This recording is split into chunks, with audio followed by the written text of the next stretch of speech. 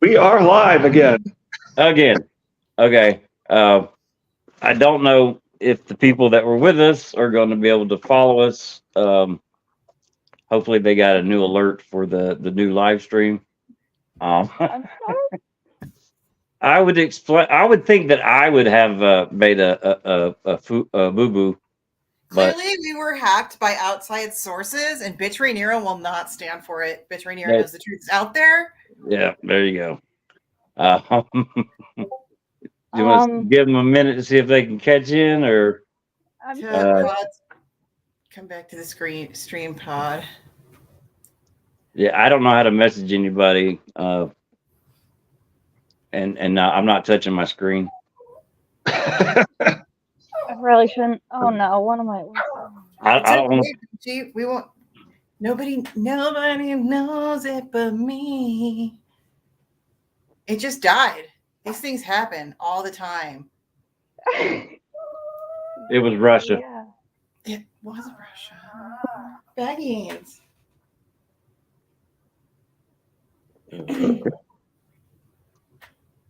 Ah. Hey, Pod. Oh my God. Pod gets it. There you go. All right. Hey, can somebody message Chris on Discord? Yep. Mm-hmm. Texting him. I'm gonna text him. Text him. Stream restarted. I texted you, Chris. Pod says Maybe he you'll come back and see this message from the past. Okay. Great minutes think alike, Pod. Oh my gosh, me and Pod are thinking alike. That's scary. Bluetooth. Oh, Chris is here. Okay. you know what's even creepier, Chris? Or do I see you? I was starting to say that the Oberyn eyes thing is somewhat indicative of the idea that Obara is not actually Oberyn's, but that Alaris does seem to have the right eyes to be And a sand snake, or perhaps a twin brother of the sand snake. Yeah, this is true. Now, if he's a twin brother, that would beg the question: where is Sorella? Well, And- or the Green Hands theory would be that Sorella is actually dead. Well, me and Thistle were talking about this the other day, and I was on board with that when I watched that video. But her playing games and her doing all those things with Tyrion from the get-go, I don't know.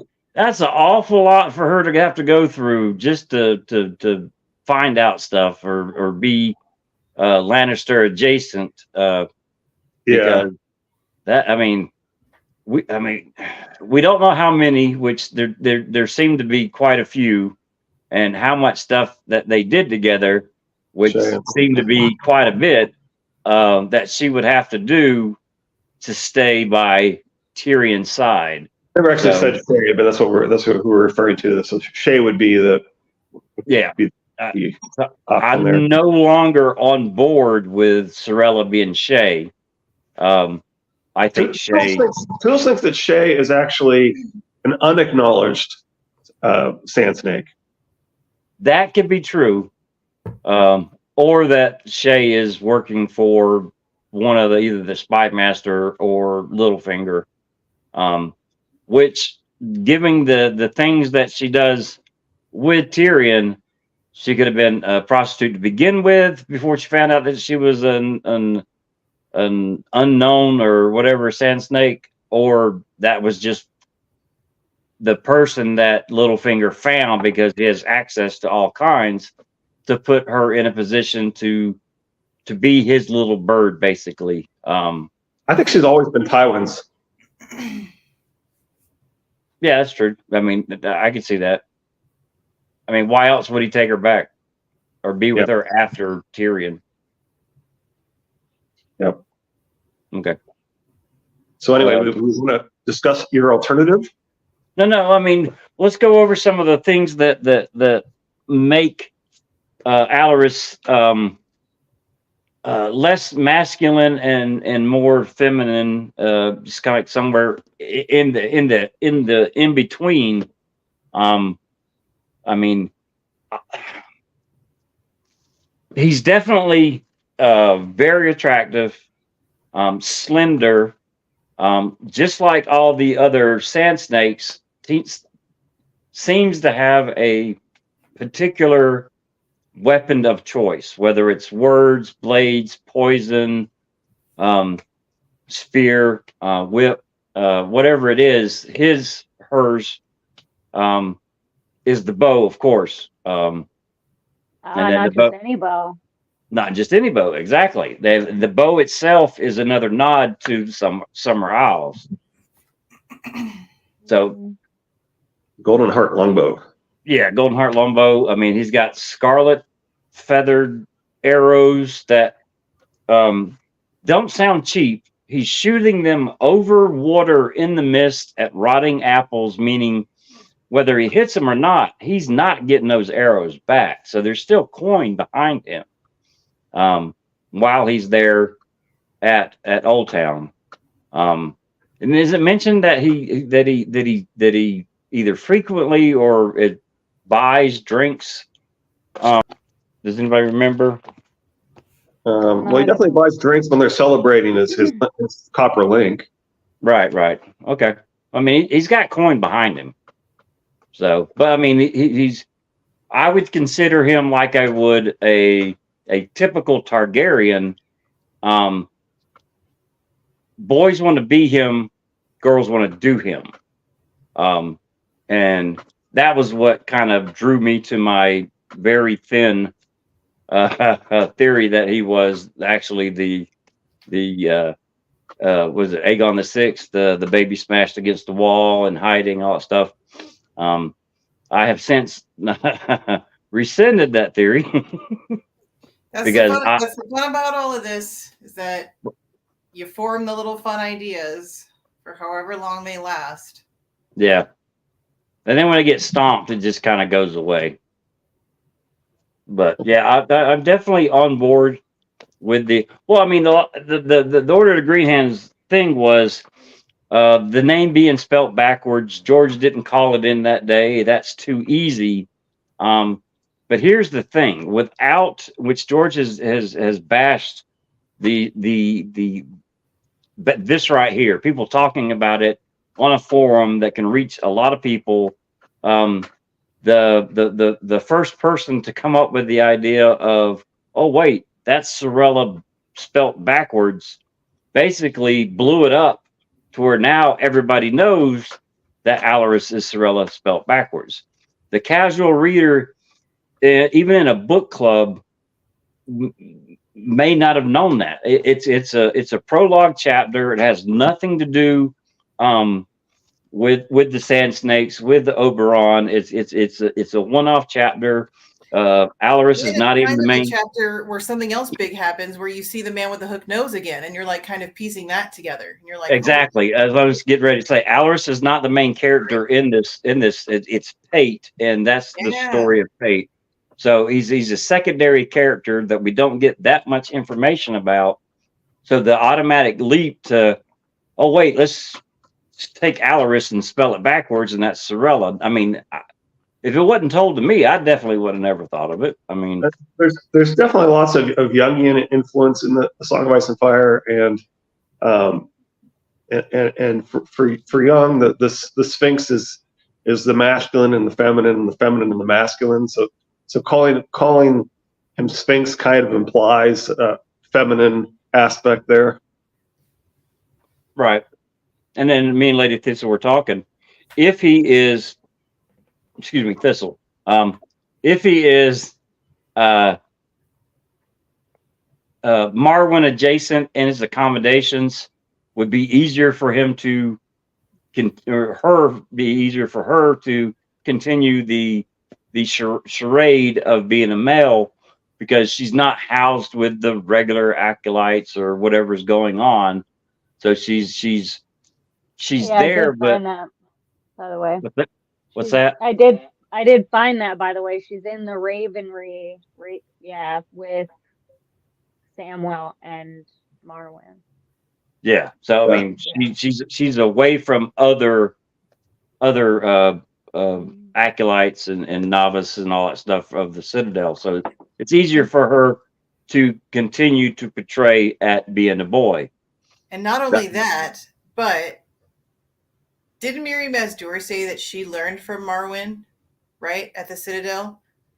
I don't know. He went to the Shy. He went to the Shy. Okay, She met him in the Shy. For my theory, I want you all to just sit on that nugget that Miri Mazdur learned from Marwyn the Mage. Continue. Okay. Mm-hmm. Anything you want to add, Thistle? Well, I don't want to leave out the part from the chapter where we meet Alaris, where not only is he shooting the bow specifically from the Summer Isles, etc., but he splits the rotten apple in half with the golden bow. So it's a golden shaft went through a red. You said shaft. Circular shaft through a red circular object. You know what I mean? Like he cores the apple with it. So like that symbolism alone is enough for me. Like because it's the Martell sigil, basically. Oh wow. Yep. It's a red. Yeah, that's what Pod was saying. That's what Pod was saying with the golden. Oh yeah. I suppose. Red apple. Yeah, I don't want to leave that out. And then see double Lazy Leo talks about how Alaris is a Lord's son, like refers to Alaris as if they're a Lord's son, and so it's easy for us to go like, what son of a Lord is that? It's another leap to realize that she's Oberyn's daughter. Right. Well, that's that dunk type reference of someone calling them, recognizing the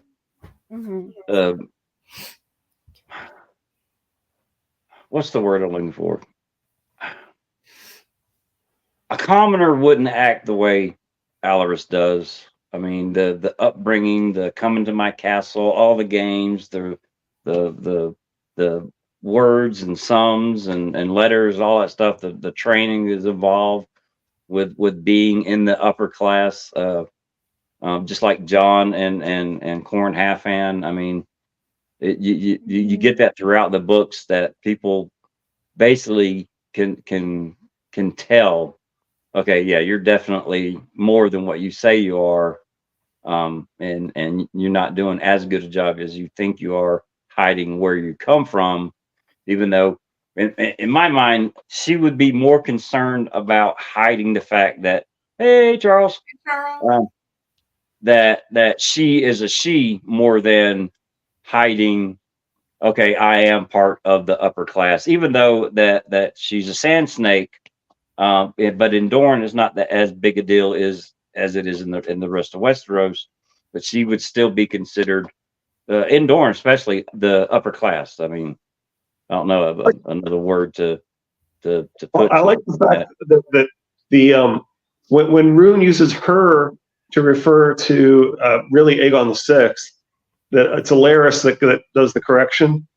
So I thought her head was smashed against a wall, said Rune. No, said Alaris. It was Prince Rhaegar's young son Aegon whose head was dashed against the wall by the Lion of Lannister's brave men. We speak of Rhaegar's sister, born on Dragonstone before its fall, the one they called Daenerys. The Stormborn, I recall her now, right? And that's we talked before in in the previous theory video about how it appears that reminding of the born on Dragonstone before its fall makes Stormborn, right? Which, without any reference to there being a storm there, but potentially that could be a reference to the fact that she's actually named after the storming of Dragonstone.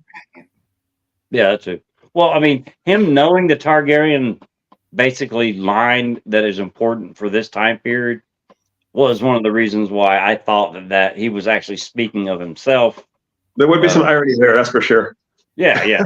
But I mean, I think that says a lot about the Southern conspiracy. How much of the Targaryens and Essos that the Martells had some part in.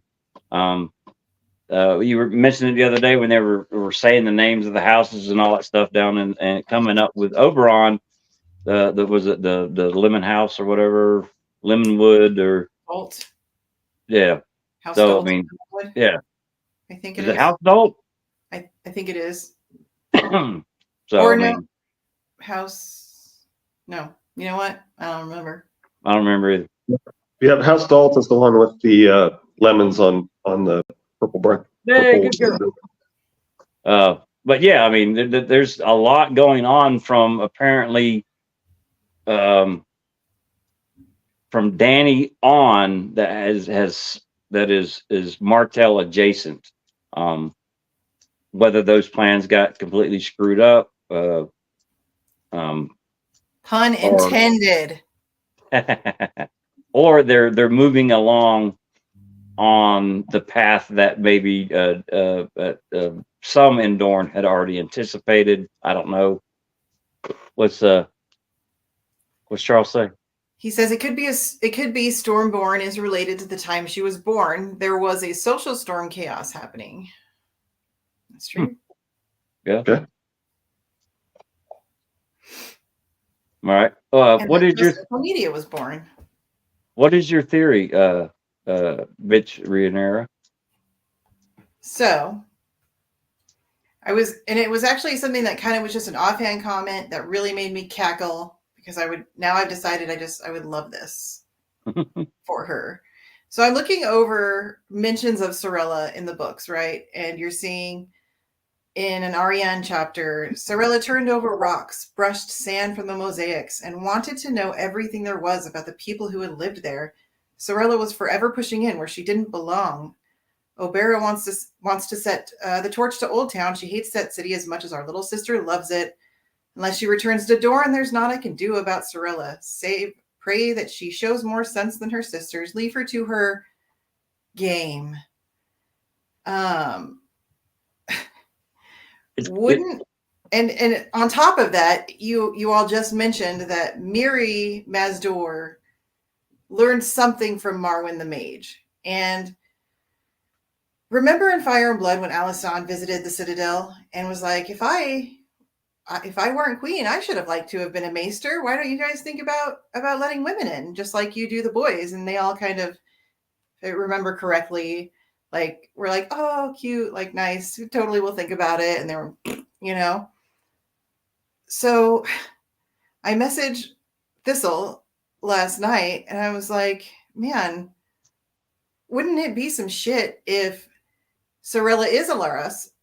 However, she just wanted to get like the man's education. She's so curious. She's so thirsty for knowledge. And she's like, you know what? Fuck it. Like, I'm going to pull a Mulan. I'm just going to go in and learn. And, I made a comment because, they're probably like, oh, he's such a fast learner. He's such a fast learner. But if they were, find out she's a woman and they're like, witch, how could you possibly hold this information if not for dark magic? But she's with Marwyn and Marwyn taught Miri, who's a woman. So maybe he knows and doesn't give a flying fart. Yeah, makes sense. What if when she got there, Marwyn saw past the charade and it was like, okay, I'm fine with you being here. Come this way. You seem like a quick study. Yeah. You're not going to waste my time. Let's make sure you get as far in this as you want without being discovered. And also having someone that smart working for him is also an advantage for him too. And those ties, I mean, you can't beat those connections. Yeah. If he knows she's a Martell. Now, is Marwyn from Dorne? Probably. He sort of implies that he's a Dornish prince. And his name kind of sounds like the Dornish. Right. And he certainly looks like Quentin. Yeah, that's what I was. I thought you had mentioned before that he had the Quentin visuals. I would just love that to be the ultimate red herring. Like, that's it. Y'all made this big shitstorm around her, and sometimes it is just that easy. Like, you just have to break this clue and you've got it. And she just wanted to, like, Well, I mean, not to stray off of that, but on the Martells, there's tends to be two a types motive. of physical appearances when it comes to males. Talking about Quentin and possibly Marwyn. You have the fist. I mean, the Targaryens are the same way. You got the Maegor, the cruel type of physical warrior type, and then you have the more slender, more beautiful Rhaegar type of Targaryens. But you tend to like to have the Oberon slender warrior type, and then you also have the squattier physical. Mud. Fire and mud. There you go. Not that that has anything to do with anything, but just seems that there are two types to each of the two families. Yeah. And Pod brings up a good point. He says he has a glass candle, so he probably wouldn't let anyone into his inner circle without knowing about them. This is true. He might even have saw in the glass candle that Alaris was coming there, Sorella was coming there. Westerosi background checks. Mm-hmm. Yeah, that's a good point. Now, if Marwyn and Doran are talking, could he have let Marwyn know, hey, Sorella's coming there, take her under your wing, help her conceal herself? I'm assuming, which I don't have when you assume, but with the knowledge at the Citadel that has to do with dragons and all the things that the Southern alliance with the potentially with the Martells and Targaryens, could it have been more to her going to the Citadel than just learning, but learning more about the forbidden knowledge of dragons and that type stuff? Can't hurt. Martells always seem to have an agenda, right? Yeah. I mean, we know they're sending new people there now. Ariane is about to go and do God's know what. Yeah. try her darndest. I mean, there's always an agenda. But I mean, Doran says, let her play her, Game. game. Yeah, that makes it seem like it's like, what does he know? Yeah. Like, what's her game? He doesn't seem overtly concerned about her danger levels, right? No, well, if she's underneath Marwyn, I mean, chances are he's completely secure in the fact that Marwyn's going to protect Sorella at the Citadel. Now, would he have known ahead of time that Marwyn's leaving, or would that be just one of those things that just it wasn't planned? This is what's going to happen now, type thing. Yeah, I don't know if he knows that Marwyn's leaving. Yeah, and I wonder if that all falls in on Sorella, that Marwyn's no longer there to help hide. Thistle, anything to add? I like the idea that it's kind of all connected like that, but Yeah, I don't know. It's kind of one of those situations where it's like we just have to wait. Like it happened so close to the end of what we know. Mm-hmm. Like all of it. Androgynous Thistle is logical too. It's true. It's true. They really are.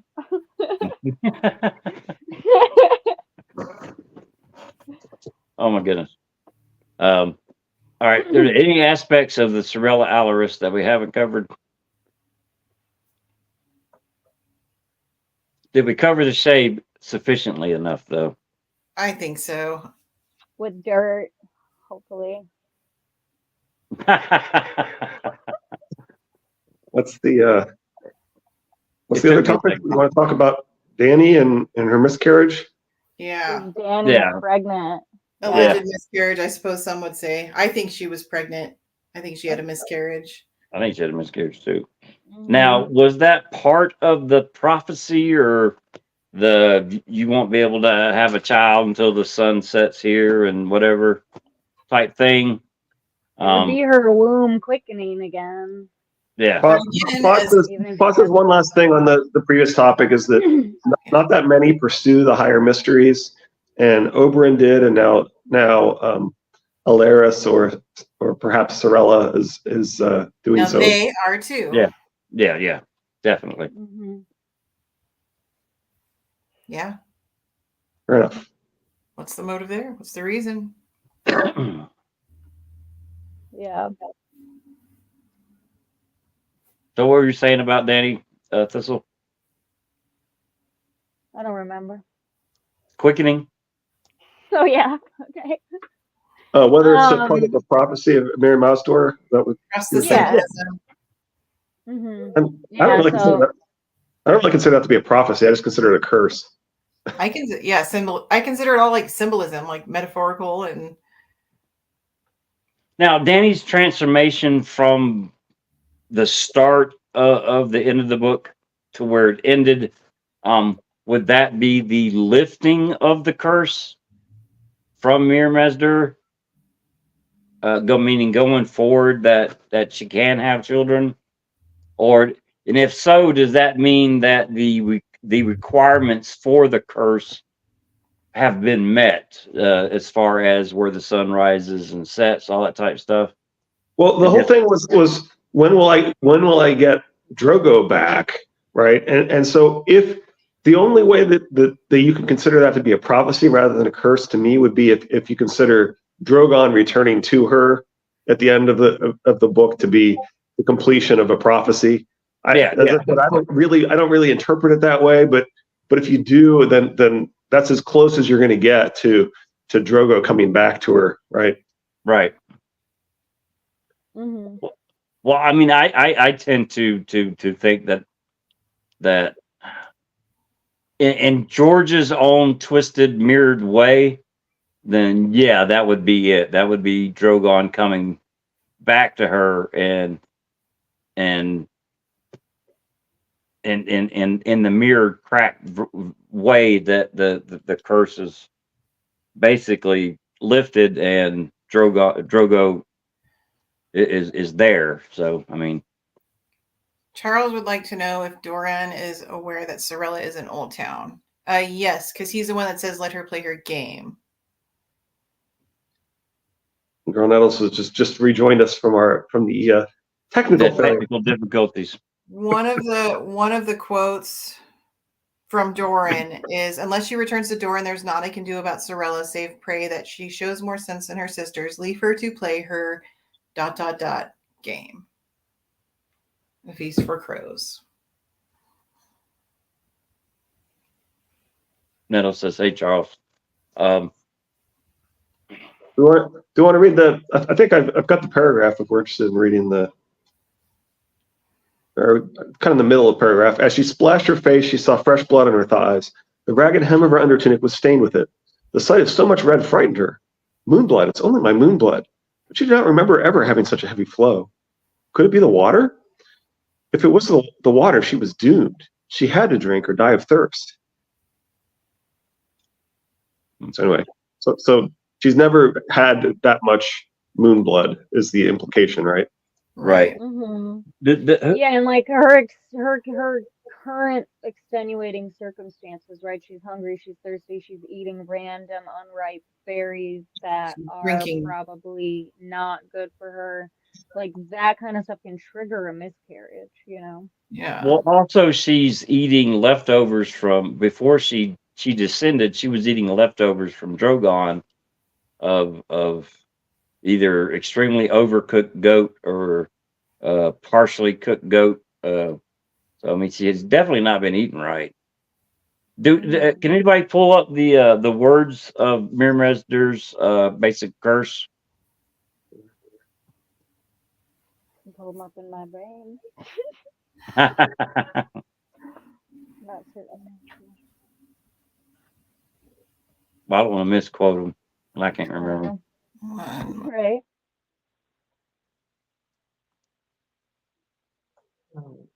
To see if we can The sun- sit there. When the sun rises in the west and sets in the east, she said sadly. When the seeds go dry and mountains blow in the wind like leaves. When my womb quickens again and I bear a living child. Then you will return. Oh, that's her quoting. That's her. Sorry, that's Danny quoting it. Okay, that's still. Oh, okay, here it is. When will he be as he was? Danny demanded. When the sun rises in the west and sets in the east, said Miriam-Oster. When the seas go dry and mountains blow in the wind like leaves. When your womb quickens again and you bear a living child. Then he will return and not before. Well, yeah, I don't. Yeah, I can't see that. I mean, even through a cracked mirror, be fulfilled. Yeah, I don't. Oh, man. People will point to things and say this happening and stuff, and I'm like, okay. I mean, so I mean, people will say that the sun rising in the west and setting in the east is Quentin Martell. Yeah. They'll say, and when the seas go dry, well, I guess you could argue that the Dothraki Sea or something along those lines, right? Mountains blow in the wind like leaves. Probably something about Gregor, I suppose. I don't know.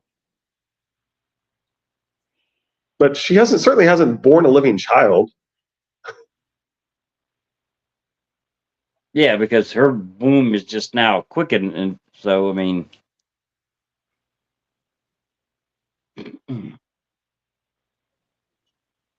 So anyway, I just think it's just a fancy way to say never. Never. Okay. That's what Dan. Well, I know a lot of people have put a lot into it. Right. What's that?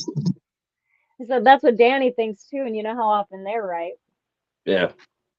Fair point. I want to add. Oh, go ahead. Sorry. No, I was asking, did we lose Lizzie? I don't know. I like Girl Nettle saying Quentin ain't that special. He doesn't get to be the sun. Nope. He's a frog.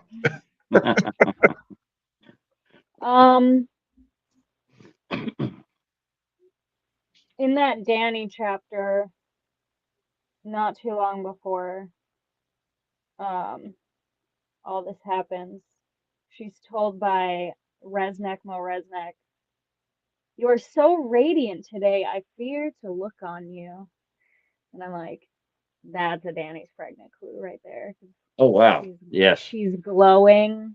I think it's the chapter that they open the fighting pit, so maybe not. No, it must not be. I don't know. Well, if she's radiant then it isn't the new husband, then it would be Dario. Exactly, or Benjen, however you want to call him. Oh my. I mean, yeah. Yeah, Dario. It's not Benjen. Dario's thousands of years old. Oh wow, man. He's at least centuries old. Benjen could be the sun that rises in the west and sets in the east. I'm just messing with y'all. Sorry, you didn't lose me, but as I am still recovering from sick, the wake cap is giving me a headache. So I understand completely. This bitch Rainier, you bitch Liz. Wednesday, Rhaenyra. Yeah, I do like the theory that Dario should be centuries old, because somebody ought to. We do know that people can have extended long lives. At a minimum, Brendan has lived an extended long life through magic, right? Right. And Aemon has lived. And I think we can safely say that Melisandre has also implied that she's lived an extra long life, and right. And so somebody, we know what Melisandre is doing with that long life. She is trying to find Azor Ahai, and she thinks she's found Azor Ahai, and she thinks Stannis is Azor Ahai. It seems reasonable for there to be somebody similar who would realize that no, Dany is Azor Ahai, and would be dedicating themselves to getting to Dany and to serving Dany and be willing to kill their partners and pretend to partner with sellswords, kill their sellsword partners to be with Dany. He's definitely servicing her. And he specifically, well, yeah, much as Melisandre is with Stannis, right? Right. And he makes lots of quotes that everybody just writes off that imply that he's really, really, really old, right? He talks about all the number of people that he's killed and all the number of women that he's stuck with and all this stuff, and everybody just writes it off as an exaggeration. But maybe here's something. All right, we got Strong Bellower, or whatever his name is, from the fighting pits of Bellowas, from the fighting pits of Marine. You would think that he, of all people, would have heard of Dario Naharis from the fighting pits of Marine, right? Redacted. Okay. That's what he said, sorry. But he hasn't. There's no recognition from these two fighting pit fighters. If Dario is as great as he says he is and killed all these people, somebody other than himself would have heard of him. Well, that's just it. If instead he's killed those people over centuries. Hey, that's what I'm saying. I'm leaning your way on that, meaning that Strong, whatever his name is, doesn't know Dario. It means that whatever Dario is telling us could have happened further in the past than we're led to believe. Yeah. Anyway, it's an interesting theory. I feel like it kind of makes sense. Right. And I did hear what Thistle said about when they're like, you're radiant, you're glowing. And I do think I absolutely think that lends credit to the pregnancy theory. And imagine for a second, let's all just take a really petty moment and imagine what would have happened if Dany had given birth to Dario's baby and it didn't look nothing like his okay? Like it comes out like awkward. Hey, James. She still has dragons, so like, what are you gonna say, Maury? Right? Like exactly. You are the father. Yeah. You are. Hi, James Martin. Well, I mean, who the father is kind of is mute now because it's a miscarriage. There's no baby. But I mean, for her, the radiant word from George R. R. Martin is that one word clue that he tends to give every now and then. That makes sense. That does make sense.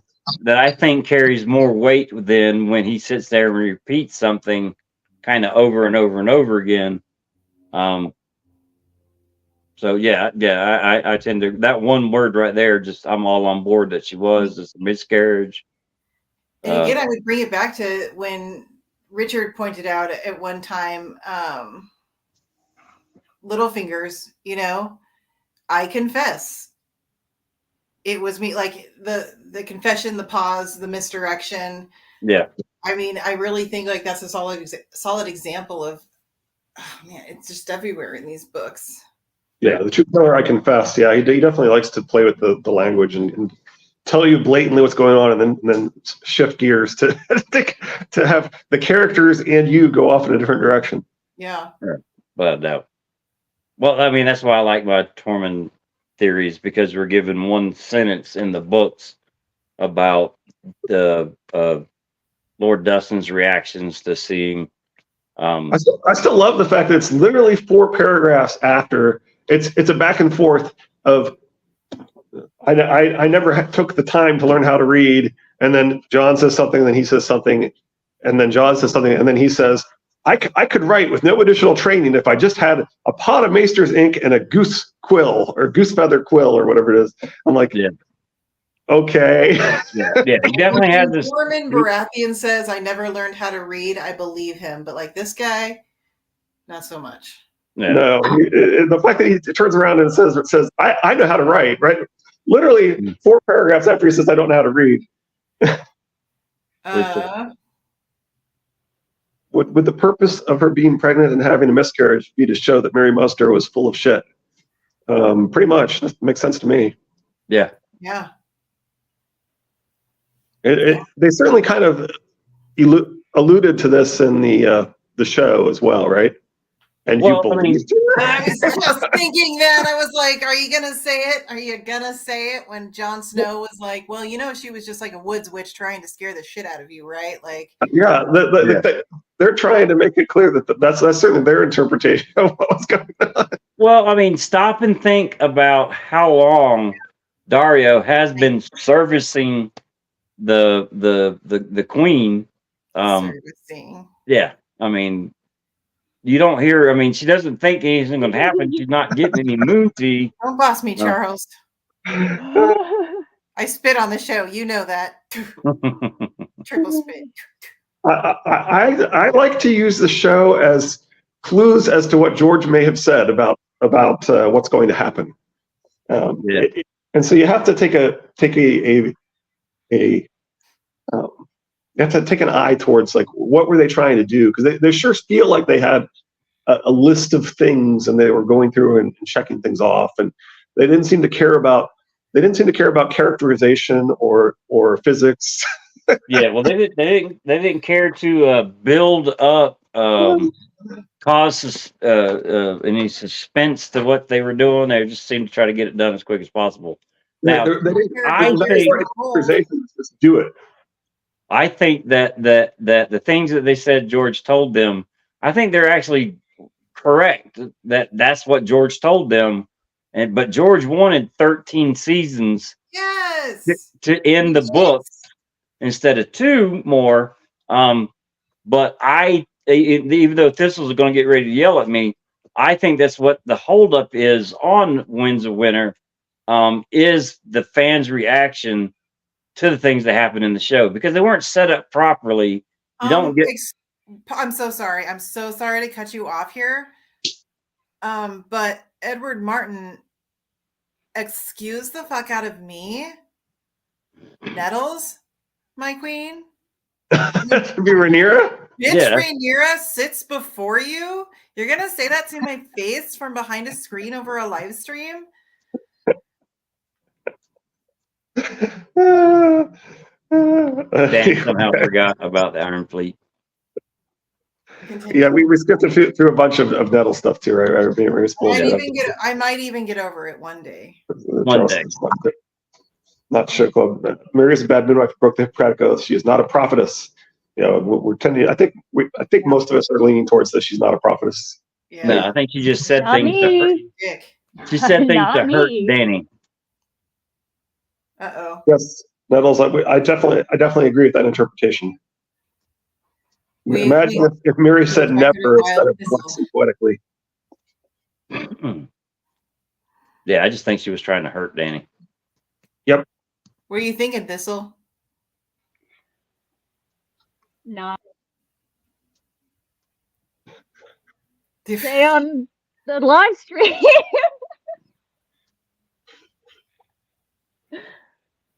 Edward Martin is laughing. I got theories. Go ahead. I'm not prepared to take your time and flesh them out here, but I think it's a prophecy, and I don't agree with the basic idea of like what people think when they think it's a prophecy. But I don't have the balls to say my theory on this live stream. Oh, come on. You can keep your camera turned off. Please. Well, I had to turn my camera off because an electrician stole my dungeon. So. Oh my goodness. Please, I want some more. I'm sorry, I can't. Oh, how you gonna do me like that? Will you at least tell us, like, in a chat later or something? Yeah. Okay. I will. Okay. I will. But I do want you to know that I think it's a prophecy. I think she is in fact a prophetess. But do you think she's barren? Danny's barren, or do you think she can have a living child in the end? No, I think that Danny jumped to conclusions there a little bit. Okay. All right. Is there something else? Is there something else? Just get pregnant, or do you think she can get pregnant to full term and bear a living child? Yes. Which one? I think but yes, she can get pregnant full term. I don't see why not, but I don't know that that's necessary either for the prophecy to be fulfilled. So She's not willing to discuss her evidence, Nettles. That's why she doesn't want to bring on. Danny was 14 when she gave birth, right? we don't. Yeah. Okay, so yeah. roughly. Well, it was the day of her 14th birthday. That's right. When she found out Well, she was. When they realized, when they said, "Oh, you're pregnant," and she's like, "I Right, know." right. 14th Yeah. maybe. Okay, it's coming back. It's all coming back. Okay, so what if? Hear me out. 14 is so young, and your body is like so underdeveloped still. There is every chance that that sort of trauma to her body could have messed something up for her future pregnancies, right? Because if we look back at history, I mean, it's not 14, but it is 12. There was one that was 12. Was she a Margaret? Was she a Beaufort? And thankfully her husband died like shortly after, but she did give birth. It was her only birth, her one and only birth. That child did survive, but she could never carry any more children after that because the trauma to her body at such a young age, I mean, it fucked it up, you know? So I want to throw that into consideration just to be factored in.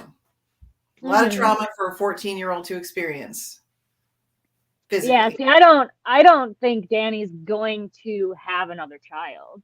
You know what I mean? Like, but I don't know that it's necessary for it to be certain that she cannot have another child. Right. Either, yeah. You know? Totally. I also don't think that her name day is when she thinks it is. Yeah, Fair. well, yeah, there is that too. Yeah. He also thinks lemons are grown in Bravos, and like, why has nobody told her lemons don't grow in Bravos? Why? She doesn't go around telling people that there's a lemon outside the window. Is that inner monologue or very select people? Gotta be. You have to think at some point somebody would be like, She needs to go to Bravos and see that no, there's no lemons here. If she doesn't have time to go to a chai, she's not gonna have time to go to Bravos. No, she's probably not. It's a magical world, so there could be magical cures. There is in D&D. And Nettle says scientifically 15 to 17 is the optimal age to give birth, but because we have comforts of technology, we are able to prolong childhood and adolescence. We typically have kids in our 20s and 30s. Yeah, I don't know. I was 23 when I had my first son. I had an employee, the last place I worked, who was surprised at how much harder it was for her to give birth at 30-ish than it was when she was a teenager. Yeah, people are waiting longer now though because we have the technology. I'm 53 and I haven't yet, so people want to wait. They want to keep working on it. Okay. You'll get there. I keep doing my exercises, but Charles wants to fact check. All right. Anything else on pregnant Danny? Apparently not, because there is, but Thistle won't share. Yeah, well, I have to wait till later to find out what she's talking about. Magic. If you have ever seen another period, the Baron sister totally gets knocked up. Well, anyway, Nettles is arguing that we know that Garth Greenhand was supposed to have been able to cause barren women to give birth. So we're in a world that's supposed to have magic, so anything's possible. What about Septon Moon? So was he, allegedly. Septon Moon. Remember him? Fire and Blood, and everybody was like, I haven't read Fire and Blood. Him, and yeah, and they were all like carving wooden, like his member, and like carrying them on scepters, and like their idol was like his wooden member. Okay, this definitely seems like the part of the Fire and Blood I want to read, but You're gonna love it. You're gonna love it. No, it's got a great ending, that story. So you're gonna love that story. It's got a very happy ending. I see what you did there. Yeah. Except Moon, was he the one who died in the tent, says Girl Nettles? I don't know. I'll never tell. I guess I'll just wait and see until old new dude reads it Yeah, and tells me how it ends. one of these days. As with most deaths, tends to be ambiguous. These stories. That's Moon, says Nettles. All right. And Yep. what else do we want to talk about? His name is Moon. Anything else? I think that's it for today, man. I got things I got to do Okay. with Carter. Fair enough. Yep. Yeah. An hour. All right. I appreciate everybody joining us today for the second bout of live stream today. Nettles points out his name is Moon, and Moon symbolizes pregnancy, and dragons are born from the moon. Nice. All right, go ahead. You said you were going to wrap up.